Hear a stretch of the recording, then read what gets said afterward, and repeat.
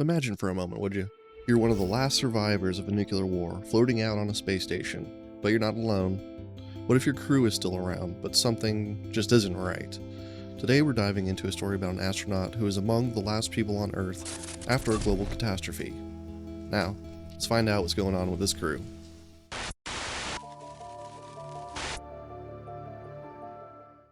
If you're into horror, show your support by hitting that like button and subscribing to the channel. I appreciate it. Now let's jump into the story. Chapter 1: The Echoes of Silence. The silence is the worst part, not the quiet of space, which is a familiar and comforting void, a vast indifferent ocean of blackness dotted with unblinking stars. The silence is honest. No, the worst silence is the empty, suffocating silence inside the station.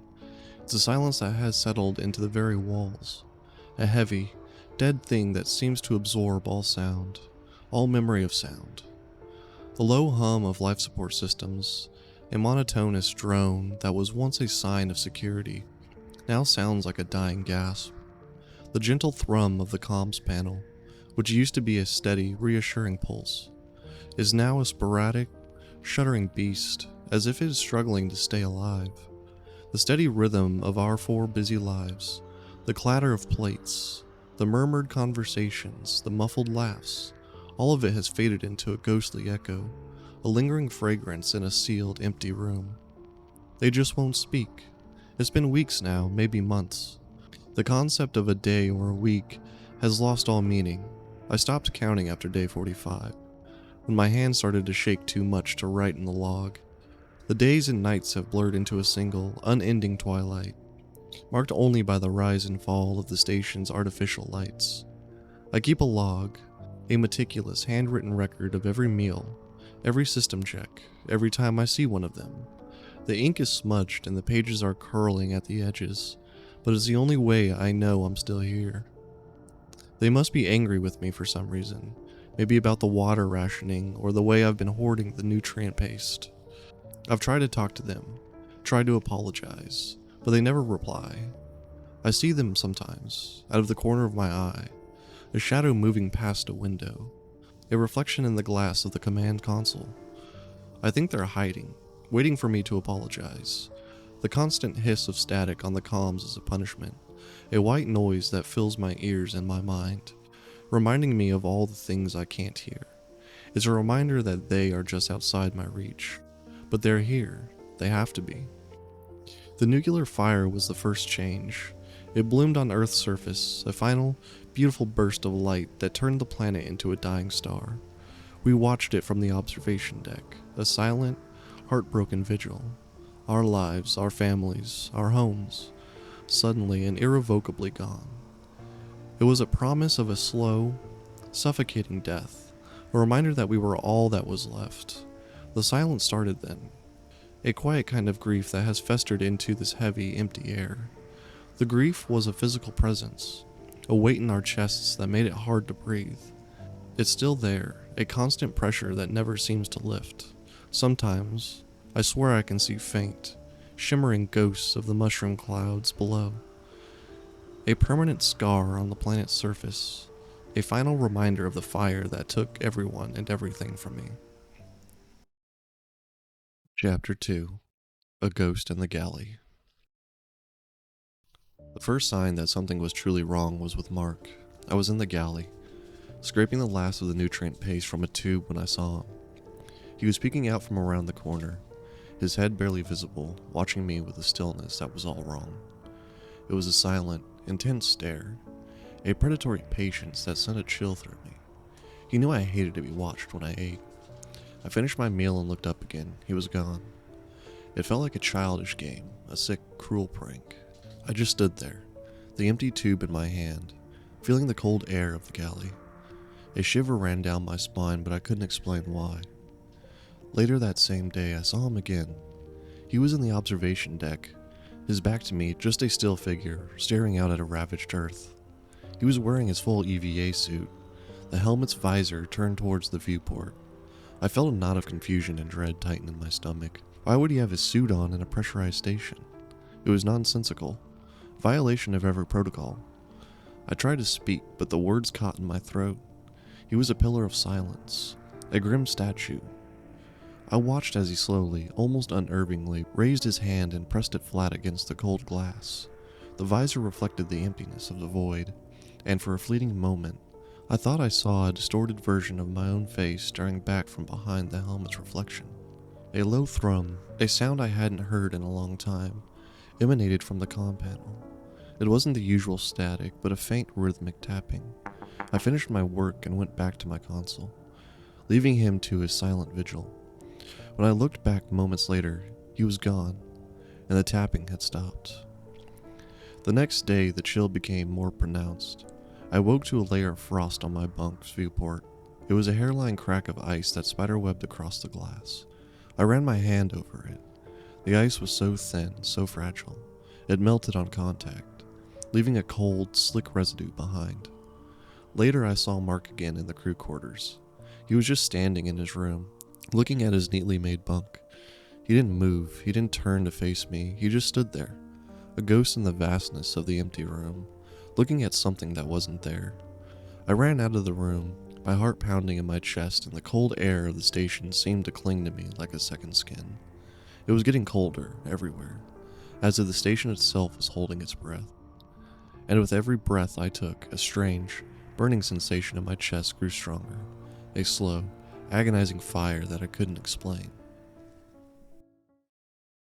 Chapter 3: The Garden of Corpses. The garden used to be Sarah's sanctuary, a place of vibrant green life that she tended with a surgeon's care. Now it's a graveyard of brittle, brown stalks. The air in there was thin and cold, a stark contrast to the thick, humid air it used to be. It was a crypt, not a garden.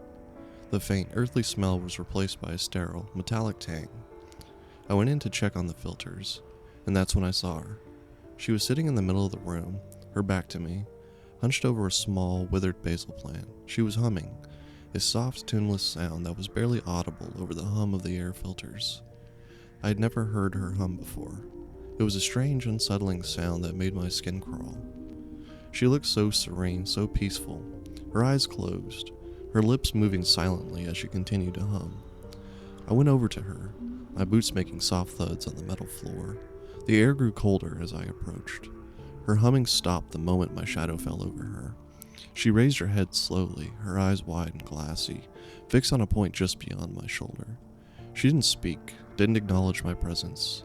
She just gestured with her free hand, a slow, deliberate movement. She was pointing to a small, empty oxygen canister on the floor. I looked at the canister again.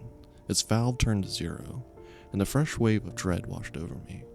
The canister was cold, and a thin layer of frost was blooming over her eyelashes. She was shivering, but she wasn't cold. Her eyes never left the spot behind me. The cold air grew colder. I felt the fine hairs on the back of my neck stand up, and I knew, instinctively, that she was not alone. I backed away slowly, my eyes locked on hers until I was out of the room. As soon as I was gone, the humming resumed. The humming became a constant companion. I could hear it everywhere, a faint phantom sound that would fade in and out with the hum of the air filters. Sometimes I would turn a corner, and there she would be, peeking at me from behind a wall, her face obscured by the shadows, her glassy eyes watching me as I walked past. She was a silent, terrifying figure, a ghost in the dark corners of the station. One day, I went back to the hydroponics bay to check on the filters, and I saw her standing in the corner of the room. She was no longer sitting, but standing, her body a hunched-over silhouette against the dim light of the room. She held a small, withered basil plant in her hands, her fingers tracing the outlines of the dead leaves. I ran out of the room, my heart pounding in my chest, and the cold air of the station seemed to cling to me like a second skin. My skin started to crawl. A strange, itchy rash had appeared on my arm, a small circular pattern of red bumps that resembled the veins of a leaf. The burning sensation in my chest grew stronger, and a deep gnawing pain in my gut made me double over in agony. The growing pain was my only companion, a constant ache that filled the suffocating silence. Chapter 4: The Final Transmission. The captain was the one that finally broke me. I was on the observation deck, watching the ravaged earth below when I heard it. It wasn't static. It was a faint, distorted voice coming from the comm panel. It was a woman's voice, a familiar cadence. The sound felt like a physical object, a shard of glass shattering the suffocating silence. It was low, barely a whisper at first, a ghost of a sound that I was sure was just the hum of the station's life support systems. But then it grew clearer. It was a whisper, a hiss of static and sound that I knew belonged to a real person. This is final. Come home. I scrambled to the console, my hands trembling as I tried to clear the signal. My fingers, numb from the cold of the last few weeks, fumbled over the cold metal buttons. A sharp, chemical smell of ozone filled my nose, and the console screen, which had been black for months, flickered to life. The voice crackled and distorted, a garbled mess of noise and sound.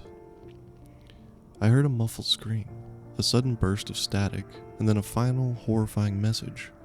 The voice was so familiar, but I couldn't place it. It was like a forgotten song, a forgotten name. The sound of the voice made my stomach drop. No one is left. Only the whispers. I fell back against the wall, my knees weak. It wasn't a live feed, it was a recording. A final terrifying transmission from a dead world. I looked up. The captain was standing at the main console, his back to me, his uniform crisp and white. He was a pillar of silence in the empty module. "Captain," I said, my voice trembling. He didn't turn. He remained still, a grim, quiet figure. I saw him in the periphery, a slight movement. He lifted his hand to the comm panel. The screen was black and dead. He slowly, deliberately ran his fingers over the blank screen, as if wiping away a dusty layer of silence. His gaze remained fixed on the console, on the darkness of the dead screen. He was pointing at the screen, at the silent, dead panel. He was trying to show me something, but what?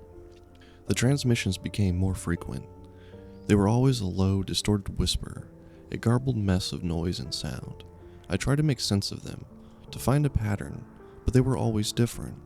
One day I heard my mother's voice, a soft, comforting sound that made my stomach drop. "I'm so proud of you, son," she said, her voice a ghost in the dark, empty module. Another day I heard my wife's voice, a sharp, angry sound that made my heart ache. "Why did you leave us?" she screamed, her voice a whisper in the dark. It was a punishment, a cruel, cruel trick that my mind was playing on me. I looked up from the console, my eyes wide and my hands trembling. The captain was standing at the command console, a silent, grim figure. A shadow fell over him, a shadow of black that seemed to absorb all the light in the room. He was just a shape, a silent, grim silhouette against the dim light of the room. His eyes were wide and glassy, and they were fixed on the black, dead console screen. He was a creature of shadow and light, a monster that I had created in my mind. He was trying to show me something. I looked at the console, at the dead screen, and I knew that he was trying to show me. The silence, the cold, the whispers. It was a final, horrifying message from a dead man. I looked at his hands, at the way his fingers were tracing the outlines of the dead screen, and I knew what he was trying to tell me. That the whispers were right. No one was left. Chapter 5. The Static in the Faces. The comms panel was a tomb, its screen a mirror reflecting my own terror. The voices had become a chorus, a cacophony of sound that echoed not in the station, but in my own skull. A sharp, searing pain shot through my head, a spike of agony that made me double over. I could hear Mark's voice now, clear as day, but it was just his words, not his laugh. "You're a coward," he whispered, his voice a ghost in the dark, empty module. He was gone, but his words remained, a bitter taste on my tongue. I went back to my console, my hands trembling as I tried to shut the voices off. But it was useless. They were everywhere. The static was gone. The low hum of the comms panel was replaced by a clear, sharp signal. A human voice. My stomach seized with a cold dread that was deeper than any fear. "You're not supposed to be here," a soft, familiar voice said. My mother's voice. I fell to my knees, tears streaming down my face. My hands trembled as I reached for the comms panel, my fingers fumbling over the cold metal. "Mom?" I whispered, my voice a broken thing. "Mom, is that you?" There was a burst of static, and her voice returned, a sharp, angry sound. We're here, son. We're all here. She screamed, her voice a whisper in the dark. Don't you recognize us? Her words, once a comfort, were now a cruel, agonizing punishment. The comms panel flickered to life, and I saw her face on the screen. It was my mother, but her eyes were wide and glassy, and her lips were moving silently. As she continued to whisper, I turned to look at the room, and my blood ran cold. The crew was there, all three of them. They were floating in the center of the command module, their bodies a shade of black, their eyes wide and glassy. They were a creature of shadow and light, a monster that I had created in my mind. They were a hive of silence, their hands stretched out, grasping for something I could not see. I looked at the console at the screen, and I knew it was all a lie, a beautiful, horrifying lie.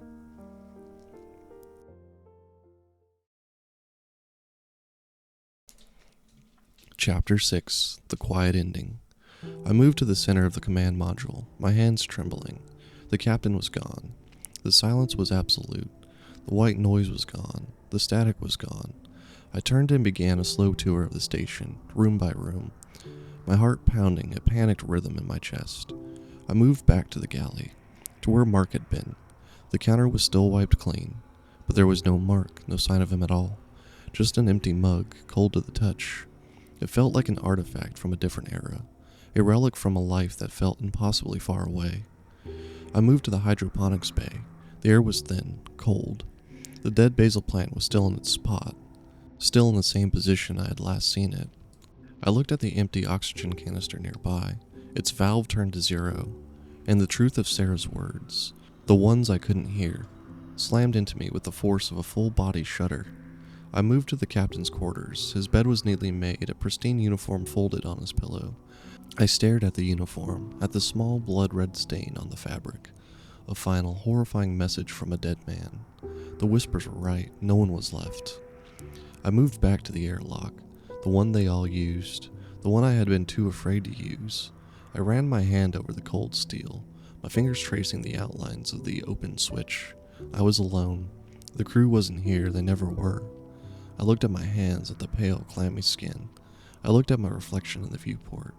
My face was haggard, skeletal, with wide, terrifying eyes. I looked back at the airlock. I knew what I had to do. I sealed the inner door and opened the outer door. The station groaned, the sound of metal against metal, and I felt the gentle pull of the vacuum. I moved out into the void, into the cold, stark light of the universe. The silent screams of my crew were no longer a memory. They were a reality. I saw them all, floating in the blackness, silent, serene, finally at peace, and I joined them. If you made it this far, thanks for checking out the video. On your way out, please hit that like button and subscribe to the channel. See you next time.